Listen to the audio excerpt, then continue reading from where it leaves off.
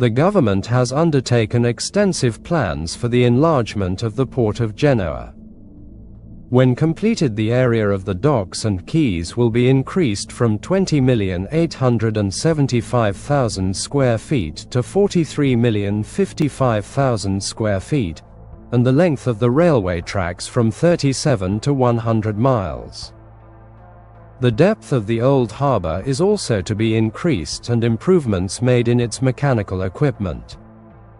It is estimated that the port will be enabled to handle yearly 18 million tons of merchandise with these added facilities.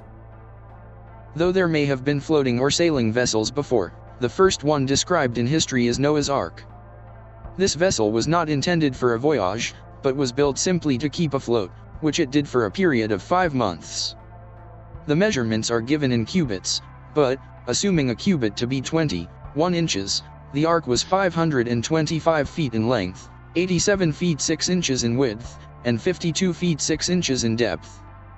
It will be noted that the length is 6 times the breadth. This is the approximate proportion used in the building of all types of vessels.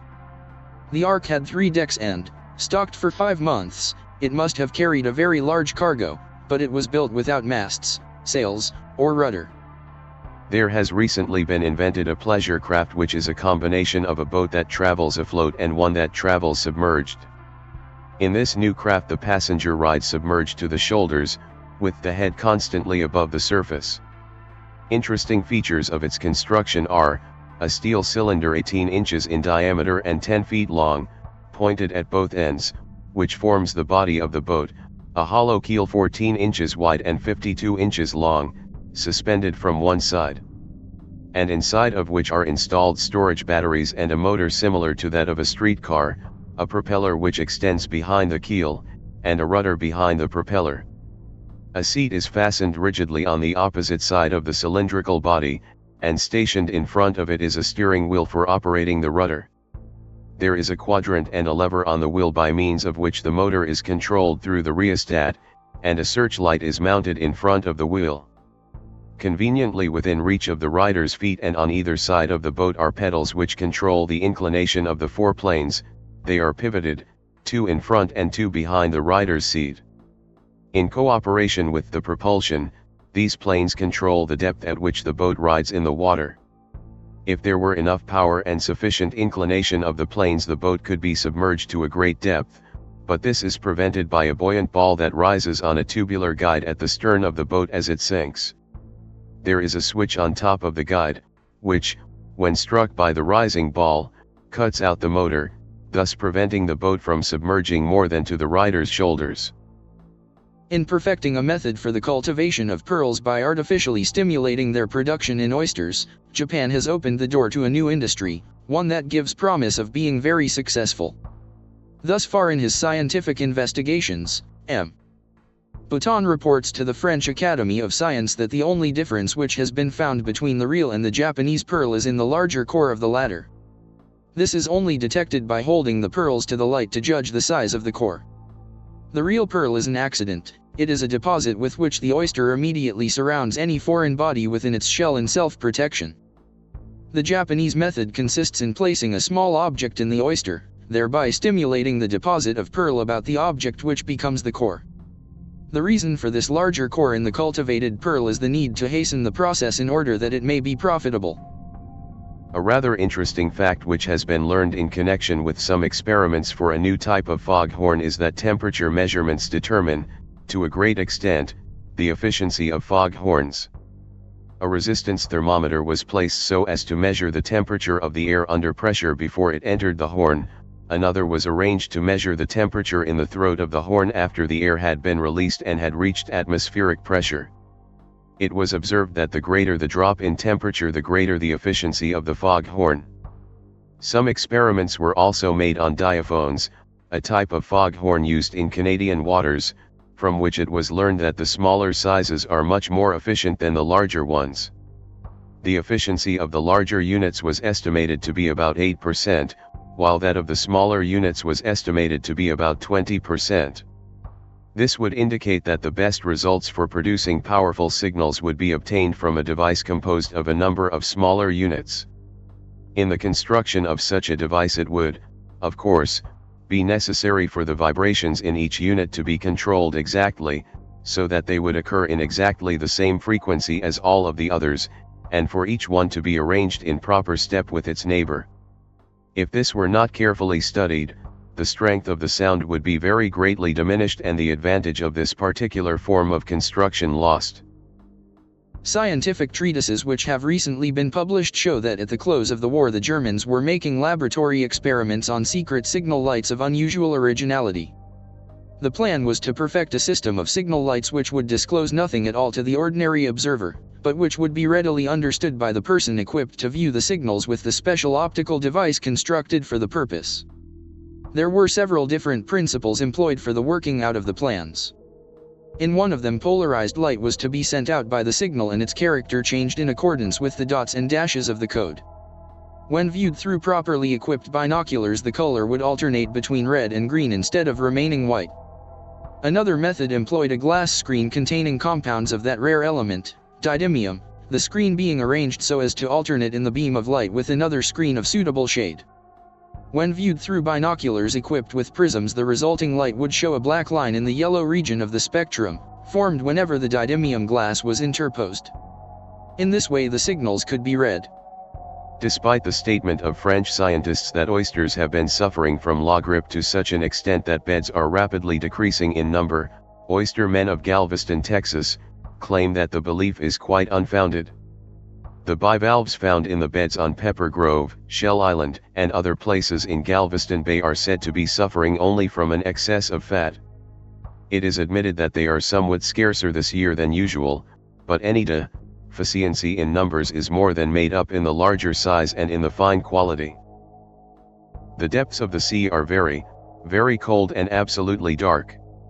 Scientists have been able to take the ocean's temperature at various depths, and they have found that the heat rays from the sun do not affect the water more than 2,400 feet below the surface. Light rays penetrate only a short distance. In spite of these conditions, unfavorable for life, the depths of the ocean are not uninhabited. Strange fishes have been dragged up from low levels. Some of these furnish their own light, having special structures along the entire length of their bodies which give forth a phosphorescent glow. The Cruise of the Colleen Bawn. Chapter 1. The Modern VEHMGERICHT. A certain high-storied office building in a western city whose name is synonymous with refrigerated meats and many excellent packing house products, in the private room of a suite whose windows commanded a wide outlook upon the lower roofs and chimneys, and in which the furnishings were as rich and costly as they were simple, two great men sat soberly discussing matters of business. One of the two, the one with sloping shoulders, a dome-shaped head with light, curly hair thinning to baldness, and the face of a middle-aged and slightly shop-worn cherub, was the general traffic manager of the far-reaching railroad whose business offices filled several floors of the tall building. The other, large-framed, and of generous flesh, was the second vice president, whose private car was halting for the day at the company's executive headquarters. To go with the vigorous frame and big body, there were hard-lined features, relieved only by the crow's feet at the outer corners of the eyes, wrinkles pleasantly humorous when the vice president was telling one of his inimitable after-dinner stories at the railway club, but remaining after the laugh had expired to give the strong face an unrelenting and rather forbidding aspect.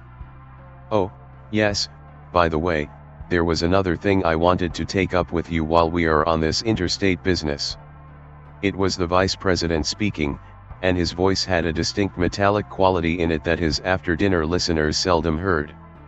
"You have a young man on your payrolls by the name of Livingston, a freight solicitor at St. Paul. What do you know about him?" If the traffic manager wondered why his ranking officer should be interested in one of the general freight agent's young men, he was judicious enough not to let the wonder manifest itself, and his answer was categorical. "Not much more than the little Romer has told me in going over the personnel of his outside agencies. Romer says he is one of the few really live wires among the field men. You have his record, I suppose? We should have it." "Doubtless it is in Romer's private files." "Get it," was the brief command. The traffic manager pressed one of the electric buttons in the row at the desk's end, and the shirt-sleeved stenographer answering the call was directed to bring the personal record, item, Livingston from the General Freight Office. When the neatly docketed file came, the traffic manager read its notings aloud. Livingston, Sidney G.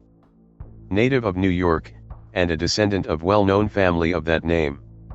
Education, public schools New York City and college course in mining engineering, entered service of the company immediately after leaving college at age 22, 1 year engineering department and 1 year agent at Crow Mines. Wyoming, 1 year clerk and 2 years outside solicitor and contracting agent District Freight Office, Denver. Hold on, interrupted the listener. How did he come to shift departments and give up his profession? Romer spoke of that, explained the reader. It seems that the young man developed some considerable business ability at the Wyoming mines, and the traffic department offered better pay and more chance for promotion. All right, was the big man's comment, and the traffic manager continued. Promoted from Denver to St. Paul agency on merit. Record AX12. Which means? Queried the vice president. Is the bonding company's letter, and it refers to the fiduciary standing of the man. It is the highest marking. X refers to his business ability, and is also a first-grade mark. 12 in 1 dexes his habits and manner of living. In Livingston's case it means that he is a decent fellow and lives within his salary. Go on, said the vice president tersely. That is all, save a footnote, added recently, I take it? It records 2 items, either of which explains the other. Livingston has bought a cottage in a St. Paul suburb, and he is engaged to be married. Engaged to be married, is he? Questioned the vice president. To some girl in St. Paul. The record doesn't say. Then the record is incomplete, and my New York files give better details. Tell Romer so, with a hint that he'd better get busy. I happen to know that the young woman lives in Denver, that her father is a lawyer and a rabid anti-corporation crank, and that she has a cousin who is a special agent for the Interstate Commerce Commission. Ah, said the traffic manager, and his face was now the face of a middle-aged cherub, mystified and mildly disturbed. Then, you don't mean to say that Livingston has been injudicious enough to... I'm coming to that, snapped the big man in the broad-armed easy chair. What are Romer's instructions to his field men? To track the law, but not to lose the business. The outside man understands that if he takes illegal chances he does it at his own risk, that if he is caught in any evasion of the law, the company will not stand behind him.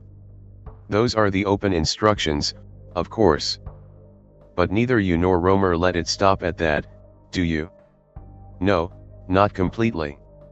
Livingston dropped in the last time he was in Omaha a duty call to pay his respects to the new traffic chief, I suppose. Frankly, I was most favorably impressed. He is a breezy young giant, what you might call a laughing fighter, upstanding, and full of enthusiasm. After a bit of desultory talk about the company's business in this district, he came at me squarely for a definition of the company's attitude toward the law. And you gave it? I did. I told him there could be no 2 ways of regarding a law which was spread upon the statute books, and which sharply penalizes the law breaker. We might and do consider the law unjust and oppressive, we might go farther and refuse to be morally bound by it. At the same time, the company, holding its charter under the law, must keep its skirts clean. I told Livingston that, while we wanted all the business in sight, we took it for granted that our men would look out for themselves, bearing in mind the fact that the company could not and would not undertake to defend its agents and solicitors in the courts. That ought to have been enough. To tell the truth, I was afraid it might be a little too much, said the traffic chief. Romer had given me a pointer on this particular young man, saying that, while he was one of the most successful solicitors in the field, he was a trifle too much inclined to think for himself in matters involving ethical questions.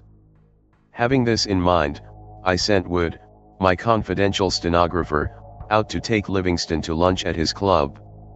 Wood knows pretty well what to say in such cases. What did he say, in this particular case? Grated the vice president. That is the nib of the matter. At this, the traffic manager's smile was entirely cherubic. I am not supposed to know and I don't know officially. But in an unofficial talk with Wood that same evening, I got the gist of the club table confidences between him and Livingston. Wood gathered that Livingston was having a rather difficult fight in the Northern Territory, that it was growing increasingly harder for our young man to hold his own against the Northern lines on a strictly legal basis. Probing a little deeper, Wood found that Livingston had been comparing notes with our Chicago office, where, as you know, we have been compelled to wink at a pretty liberal construction of the rebate clause. Having got thus far, Wood gave him his tip. Just precisely what was the tip? Demanded the ranking official, with more than a touch of impatience. Again the traffic manager smiled. You mustn't forget that I know nothing at all officially. Wood didn't go into details with me, I didn't want him to. But in a general way he let me understand that he had given Livingston the necessary inch of leeway. The big man in the armchair sat up and brought his fist down solidly on the broad chair arm. Yes, and again I can give you details where you can give only the vague generality, he commented, with some asperity. Your man told Livingston that he would be allowed a more liberal expense account, and that the items wouldn't be too closely scrutinized here in the general offices. From that he went on to suggest ways and means of evading the law, a dozen of them. With a small shipper he might make a losing election bet, say, of a suit of clothes, for another he might make a convenient mistake in rate quotations, explaining it afterward by calling it a simple error in figuring and making it good with his own personal check to the shipper. These, and other similar outlays, he was to bury in his expense account under regular headings automobile hire, hotel bills, and so on. The traffic manager nodded gravely. I know, he said, or, rather, I carefully refrain from knowing.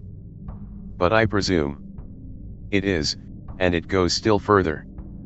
I can tell you precisely what Livingston said after your man had got through with his suggestions.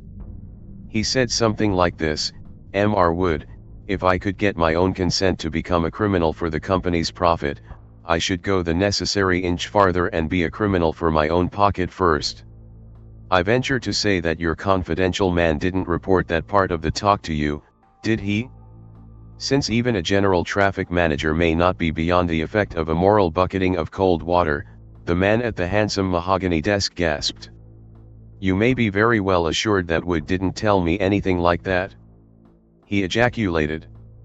And then, I suppose your report comes straight? It comes in the form of a sworn statement, said the vice president dryly. I don't mind telling you how it was obtained. Shortly after this club table episode, Livingston went to Denver on some company business. Didn't he? I couldn't say, though it's quite possible. Exactly, and while he was in Denver he saw the girl he is going to marry, and repeated to her, word for word, what your man Wood had suggested, and what he had said in reply, making a cheerful joke of the entire incident. This happened at the girl's home, and the girl's cousin, who is, as I have said, one of the special agents of the Interstate Commerce Commission, was conveniently hidden in the adjoining room. There was also another listener, as it happened the person who made the sworn statement I spoke of, a man from our New York office who had been instructed to keep an eye both on Livingston and on the young woman's cousin. That is where we stand now. The traffic manager smiled wanly, and shook his head. Always a woman at the bottom of it, he remarked, with mild cynicism. I'm sorry for Livingston. He impressed me favorably, as I have admitted. We'll let him go. Again the vice president smote the arm of his chair, and this time profanity went with the blow. That isn't enough. You must find some way to tie his hands. Don't you see what will happen? He will be called into this case that the Department of Justice is trying to make out against us, and, if he repeats the story under oath, as a young fire eater of his type is likely to, we may as well throw up our hands. Turn it over to Gantley, and tell him to get busy on it as once. There isn't any time to lose. The traffic manager shrugged his sloping shoulders ever so slightly. Of course, if you say so. But I'd hate to turn my worst enemy over to Gantley and the legal department. Can't we hurry this young man out of the country on some business errand? Won't that answer the purpose?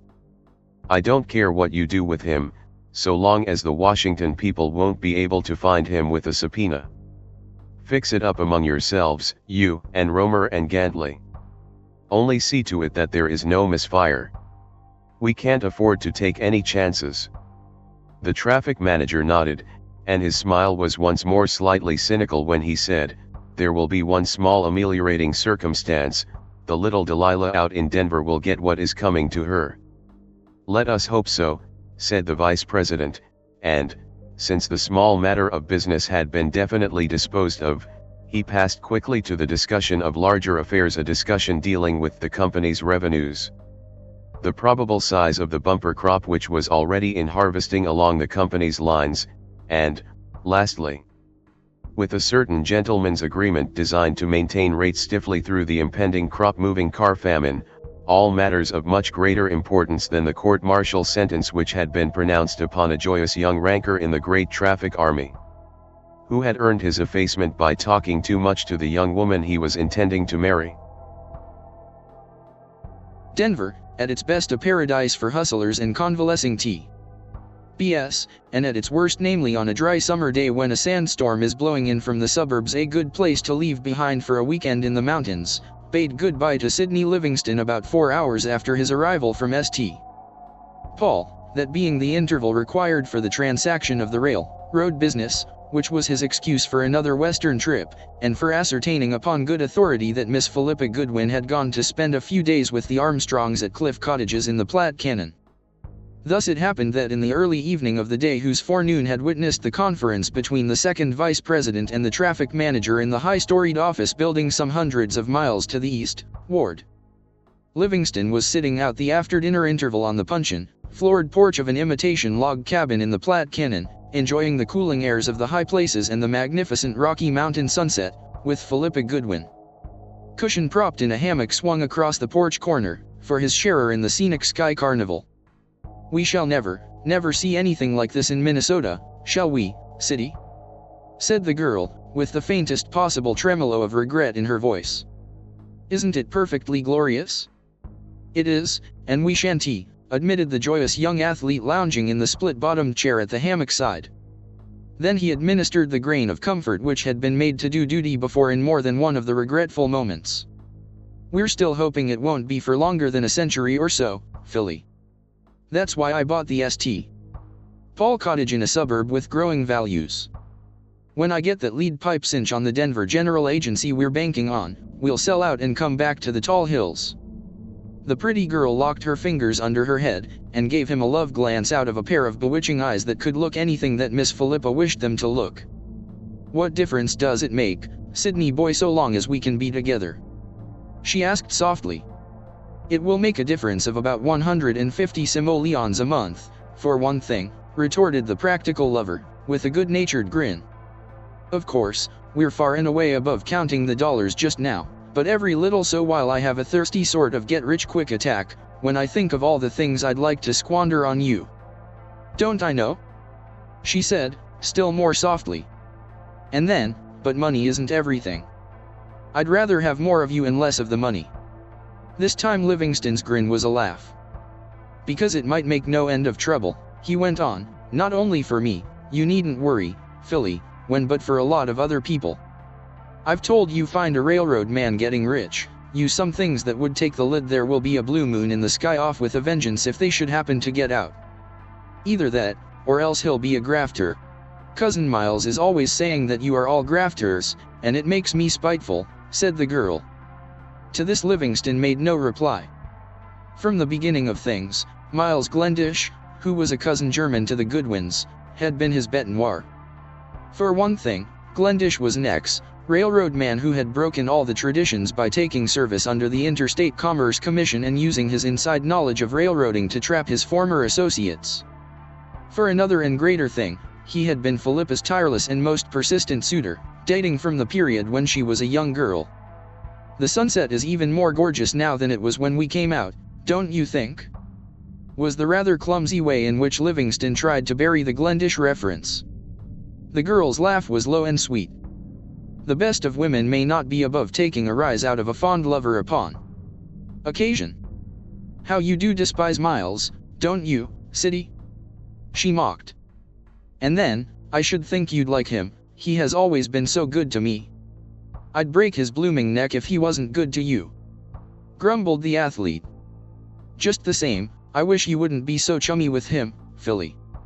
I don't like to say it behind a man's back, but I wouldn't put it beyond him to try to get a nip on me through you. You don't tell him any of the things we talk about, do you? The idea. She retorted, but even in that blissful moment Livingston remarked that she did not specifically deny the charge, remarked it then and remembered it afterward. The girl sat up in the hammock with her lower lip trembling and her eyes suspiciously bright. Sidney Livingston, I'd have you remember that I am Mr. John Goodwin's daughter. She flamed out, and in the aftertime he was to suffer an additional stab when he recalled that this, too, was not a specific denial. After this a cool little mist of silence enveloped the pair on the slab-floored porch, a wet blanketing marking one of their few small misunderstandings. It was the young man who first flung the wet blanket aside. Forget it, Philly, he begged tritely. I can't help being a man, and most men yelp when you stroke em the wrong way. Let's talk about something else. Let it be about the Denver agency, she suggested, meeting him gladly at the halfway station. Do you really think there is a chance of your getting it, Sidney? Sometimes I do, and sometimes I'm not so sure about it. Mr. Romer is my solid friend, and he'll do what he can when Grindley, the present Denver man, gets his step up. But I wouldn't bet quite so high on the new general traffic manager. Somehow, I can't help feeling that he's AA. I've seen him, the girl interrupted. He was in Denver a few days ago, on an inspection trip with Mr. McAvoy. I thought he looked like a dear, tired, out old angel. Livingston became instantly curious. How did you happen to meet him? He queried. I didn't meet him, of course, not to be introduced. But he and Mr. McAvoy went to the theater, and afterward, at supper at the Savoy, I had him pointed out to me. Did you say your father pointed him out to you? Said Livingston, with the fine subtlety of a steam shovel going into action. No, it was Miles. The twilight had fallen, and her face was no longer an open index for everybody to read. But she made the correction calmly, and quite as if there could be no possible reason why she should not have gone to the theater, and afterward to the Savoy, with her cousin. Livingston found a cigar in his pocket, and drew it out to stare at it thoughtfully, so hard and so thoughtfully that the wrapper curled up and burst between his finger and thumb.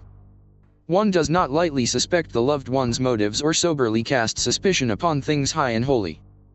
But even the best beloved may be human enough to trip and stumble among the traps and pitfalls in some path of inexpediency.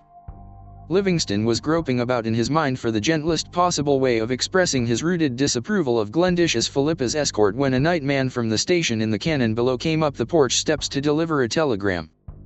When the messenger had gone, Livingston tore the envelope across, and the flare of a wax cigar lighter sufficed for the reading of the message. What is it? Demanded the girl, once more sitting up in the hammock. Don't tell me that they're not going to let you stay over Sunday with me, Sidney. You've guessed it, Philly, was his half-mechanical reply. It's from Mr. Romer, and he thinks I'm still in Denver. When I reach to report pronto to a Monty named Gregory, whose address is in the telegram. Oh, dear. Said the girl, that is always the way. We can never be together for a single day without these wretched telegrams coming to search you out and send you off to the other side of the planet. What will you do? Livingston was glancing at the face of his watch, using another wax match for illumination. The up train will be along in a few minutes. If I can catch it, I'll still be in time to make the Midland Limited at Leadville. I guess it's another case of hello and goodbye, little girl. And since his suitcase had not yet been unpacked, he got it and took his leave of her on the spot, hurrying away when the desperately inadequate parting was accomplished, to bolt down the path for the train catching. As disappointment, in the person of the athletic young railroad man, went stumbling down the path in the darkness, it was met by surprise coming up, though the surprise was not for Livingston, and in the double shadow of the cliff trail he did not recognize the dark-faced, immaculately dressed man who was toiling upward toward the Armstrong cottage. A few minutes afterward, the dark-faced one mounted the porch steps, and took the chair beside Miss Goodwin's hammock, the one lately vacated by Livingston. During the leisurely clipping and lighting of a cigar, he did not speak, and when he did, it was to say, "I met Sid Livingston going down the trail with his grip as I came up. I thought he was to stay over Sunday." "So he was," returned the girl in the hammock, "but he had a telegram from him. And he is telling you to hurry back." The general freight agent, and had to st. "Called back, eh?" laughed the smoker. "He'll be called down as well as back some fine day if he doesn't quit making his expense account cover so many trips to Denver." "Miles," protested the voice from the hammock, "why is it you can be so nice to everybody else and so vicious when you happen to speak of Sydney? He wasn't called back. Mr. Romer wants him to go on to San Francisco by the first train."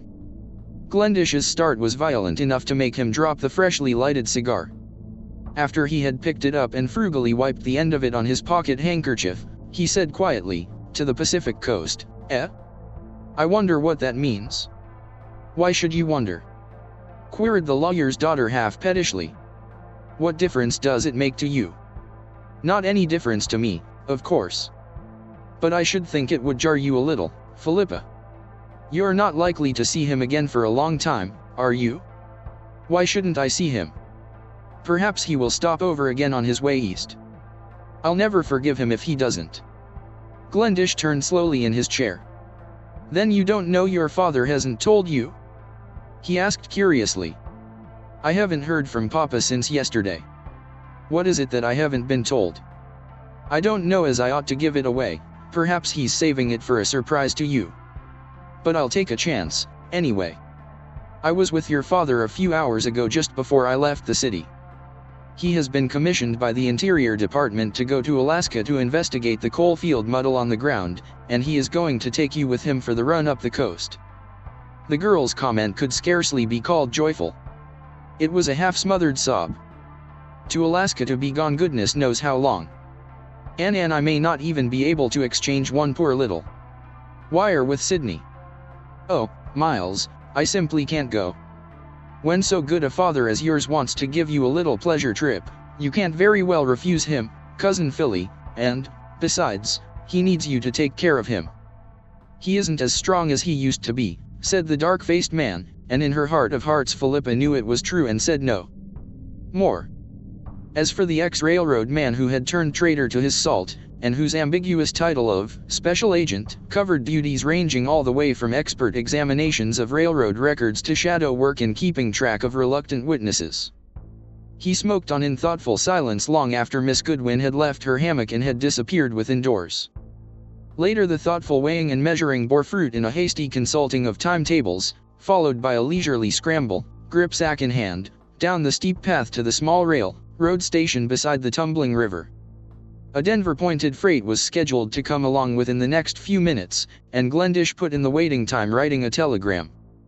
It was addressed to a certain official in the Department of Justice at Washington, and it read, "Henry U.S. V.S. Choltape being the cipher for the name of Livingston's railroad company. Defendants are trying to run principal witness out of the country. Shall follow, and if no orders to contrary, shall arrest and bring him back wire me care Bogota, San Francisco. Glendish, Special Agent." Chapter 3. A flyer in Oregon Pine. Livingston had less than 5 minutes to spare between trains at Leadville Junction, but the Livingston luck was with him, and he made the connection and so saw the sunrise from the crooked reverse curves of the Sawatch as the through train was storming up the steep approach to Hagerman's. Farther along, after he had fasted and the train had threaded the long bore of the Busk Tunnel and was rocketing down the grades of the West Earn Slope, he had time to reread the telegram from headquarters, and to consider, if he chose. Its wonder-provoking brevity and its hint that an exceedingly curious traffic situation must have developed in San Francisco to make it necessary to send a man measurably unfamiliar with the Pacific coast end of things 2,000 miles out of his way to deal with it. As for this, however, the seasoned railroad man soon learns to take things pretty much as they come, knowing that each fresh business problem is likely to present all sorts of new angles. An order was an order, and for 3 days and part of a fourth there was a washout in the Sierras that cost him 24 hours of lost time. Livingston wore out the eastward racing miles as best he could. And as he had worn out many other miles of business travel, reading a little in his Pullman section, eating at stated intervals, and spending a good bit of the between meals periods in the smoking compartment, hobnobbing cheerfully with the transient acquaintances to be made in any Pullman smoking room. Recalling the uneventful trip afterward, he remembered that none of these smoking room friends had individualized himself specially, and when, on the evening of the fourth day, he landed in the Pacific Coast metropolis, it was as a stranger in a city full of strangers. Nonetheless, at the great hotel at which he was presently registering, there was somebody to clap him upon the shoulder at the book signing moment, namely, one Orson Brent, sometime city passenger agent in Denver, and hence a comrade. Well, Sidney, old man. What good-natured little old blizzard blew you out here?" was the passenger man's greeting, and Livingston was glad enough to grip hands with someone who was pleasantly remindful of his Denver days. "Minnesota always means blizzards to you outlanders, even in the middle of summer, doesn't it?" He laughed. And then, "I don't know what sort of an ill wind it was that blew me this far west, not yet, but that will keep. Been to dinner? Don't say you have, cause I want you to come in and eat a bite with me while we reminisce a few lines." "Can't do it," said Brent, "not unless you can find somebody who will lend me another tummy. I'm just out of the dining room." "All right, then you'll come in and sit down and watch me get my money's worth. I shall blow up if I don't get a chance to talk to somebody I know." "No, excuses don't go. I know you're as busy as a cutworm in a cabbage patch, but that doesn't make any difference." Brent laughed, and turned to the room clerk. "If Mr. Farnham comes in, send for me," he directed. "I'll be in the cafe with Mr. Livingston." With this for a start, the two young men killed a good half hour over a chummy table in the corner of the big cafe, bringing things up to date. It was their first meeting for something more than a year, and in the Denver days they had been as David and Jonathan. "Of course, you chase back to Denver every once in a while," said Brent, when they had worked through the thick of the reminiscences. "How about the little Philippa girl? Didn't somebody tell me that you'd gone and got yourself duly and properly branded up at the Goodwin Ranch?" "We're engaged, and the date is set for the first week in September," said Livingston, with proper dignity. "Hail two of 'em put it there," said the passenger man, reaching a congratulatory hand across the table. "So you did manage to run Cousin Glendish off the reservation, finally, did you? By the way, he's here in Frisco.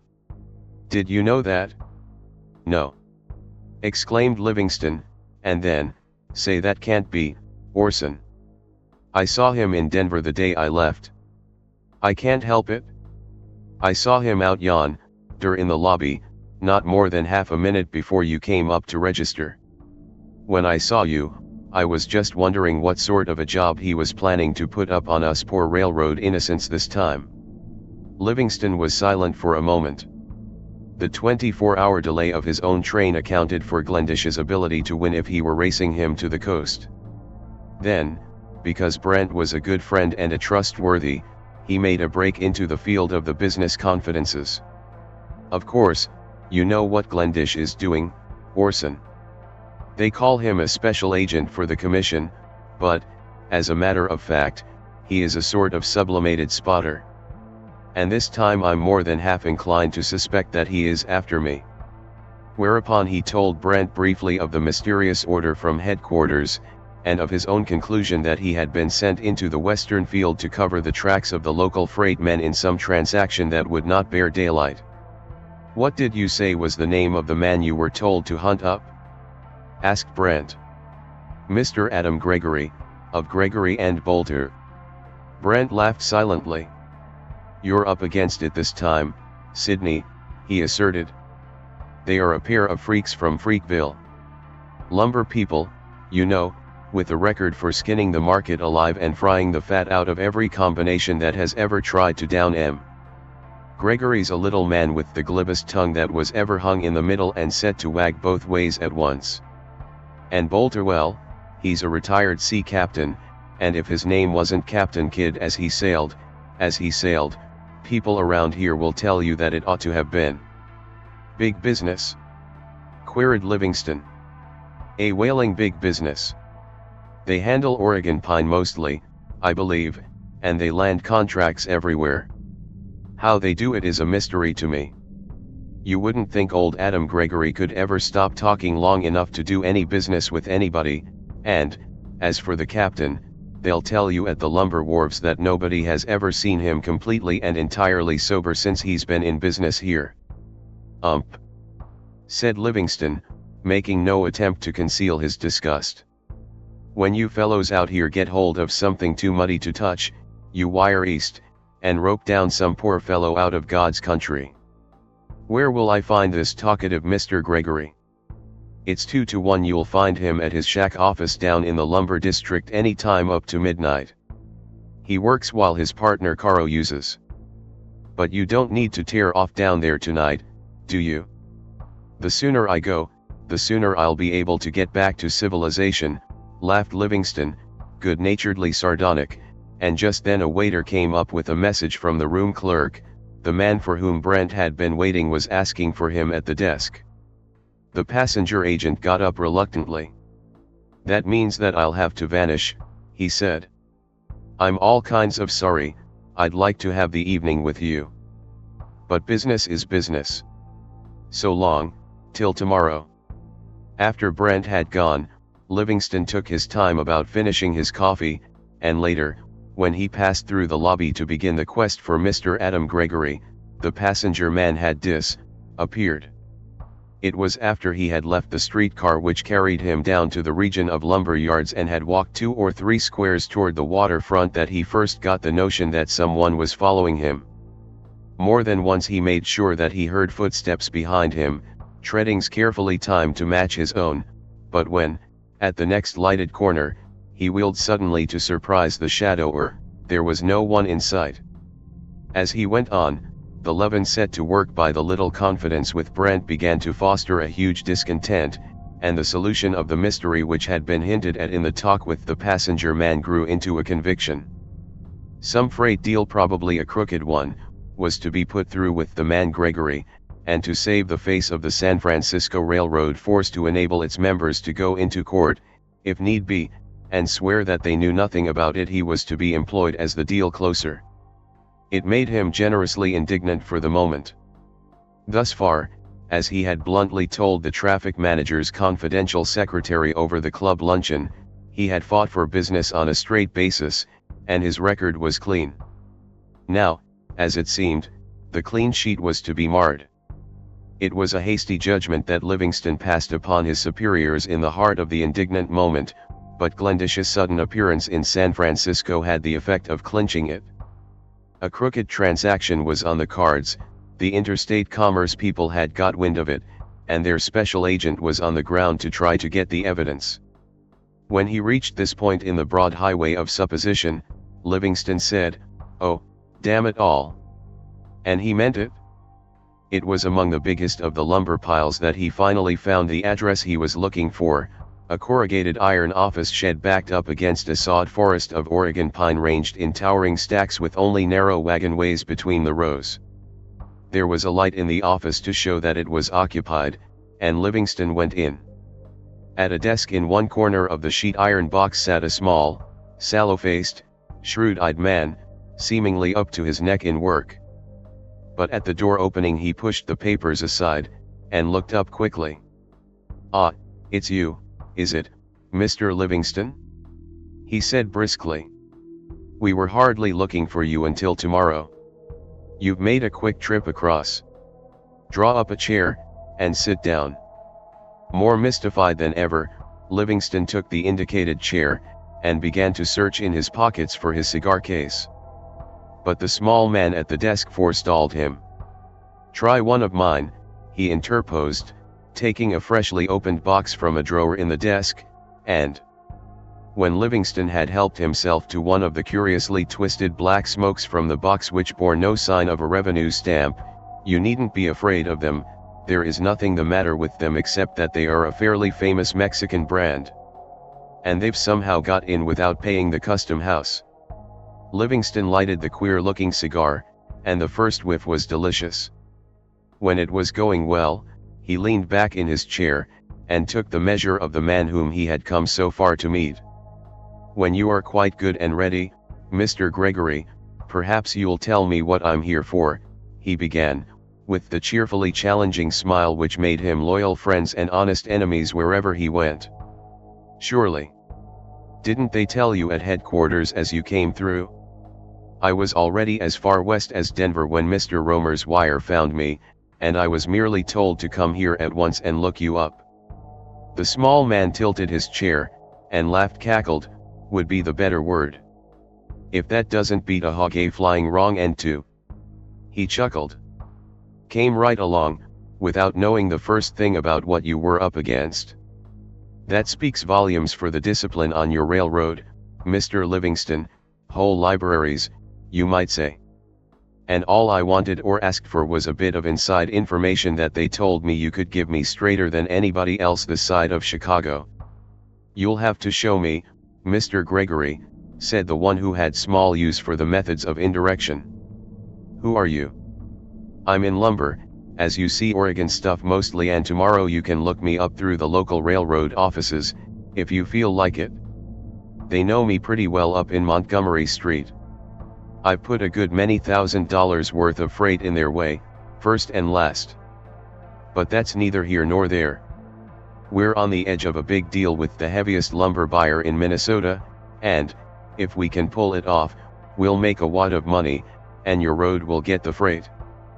But the thing has got down to a point where we were practically obliged to see and talk with somebody who knows the Minnesota end of the business, somebody we can trust for a straight story about these people who are buying." "Go on," said Livingston. "I'm beginning to see the hole in the millstone, though I can't see just why you prefer a railroad man's report to a write-up from the commercial agencies." All in good time, Mr. Livingston," returned the little man genially. "Perhaps, for the present, it will answer if I say that we do prefer the personal report." Then, as he sprang up and began to sweep the desk litter into an open drawer, "Let's go out and hunt up my partner. He is really the man who won't trust the commercial agencies, you know, queerest old Captain Cuttle you ever laid eyes on." Mr. Livingston was skipper on a lumber hooker for years before he made his shore stake, and you'd take him for a retired pirate to this good minute. There's no telling where we'll find him at this time of night, most likely punishing a bottle of rum with some of his old messmates in a waterfront dive. Livingston's experience hitherto as a railroad solicitor had been rich in incident, but not in any part of it had he found anything to compare with the San Francisco episode. The absurdities were crowding thickly upon him as he forth-fared through the deserted streets of the lumber docks with his voluble guide. Why any businessman, even the queerest of Captain Cuttles, should want a personal verbal report on a distant customer before dealing with him, why he should prefer the verbal report to the accurate and detailed information which the commercial agencies could furnish, was a ridiculous mystery. At this stage of the proceedings, Livingston was charging all of the absurdities up to the account of Gregory & Co. He knew railroading in all of its crooks and turnings, or thought he did, and it did not strike him as being in any sense absurd that his superior should send him a few thousand miles out of his way to gratify the whim of an eccentric shipper. It was an easy, and a comparatively cheap, way of securing Gregory & Co.'s business, and was, of course, and he reached this conclusion with a profound sigh of relief, a perfectly legitimate way of securing it. but the ridiculous phase of the incident was still emphasizing itself as he tramped along with the talkative little lumber dealer, and Gregory himself seemed to feel it. Since he interrupted his own stream of commonplace now and then to apologize for his queer partner and that partner's occasional lapses into unbusinesslike methods.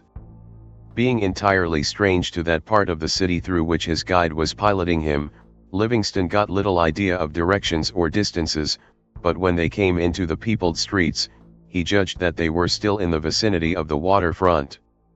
At one of the least garish of the many saloons they were passing, the little man stopped, and said something about the extreme dryness of things, and, not to be over-righteous, Livingston went in with him.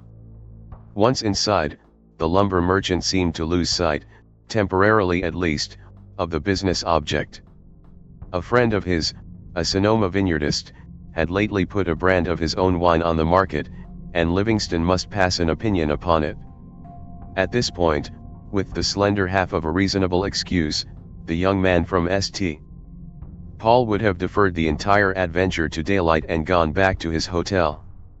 Without having any hard and fast prejudices or predilections worth speaking of, he had no notion of entering upon even the mildest carouse in the company of the voluble little man who dealt in Oregon pine and queer partners. On the other hand, it seemed an ill thing to flout the little man's attempt at hospitality, and the upshot of the matter was that Livingston presently found himself sitting at a small round table in the barroom, sipping gingerly at a glass of the thin, acrid stuff which passes for wine with some Californians, sipping and listening with forced attention to Gregory's long-winded story of the vineyardist's ups and downs in the business of winemaking. What followed was by no means easy to recall after the fact. From listening and putting in the necessary word here and there, Livingston found himself growing unaccountably drowsy as the lumber merchant droned on and on. Somewhere in the dry desert of volubility there was a break, and, after that, a dim recollection of other wanderings, in which Gregory gave him a guiding arm and was always talking like a phonograph wound up and set to run indefinitely. Beyond this there was a vague mental picture of the interior of a sailor's pothous, reeking with the odors of bad tobacco and still viler liquor, of falling into a strange, half-comatose condition, in which it seemed quite feasible to stand apart and see himself sitting with his head in his hands and his elbows upon a pig-filthy card table, to see and hear Gregory and a hairy-faced buccaneer and a third man arguing over him.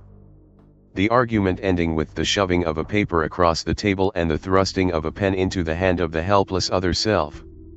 Without being in any way able to prevent it, Livingston, the part of him that was looking on, saw his dullard self at the table grip the pen and sign, and after that there was a vast and shoreless blank. Stormful and true blues only as the vaguest dream may have disturbed the soundest sleeper of the fabled seven.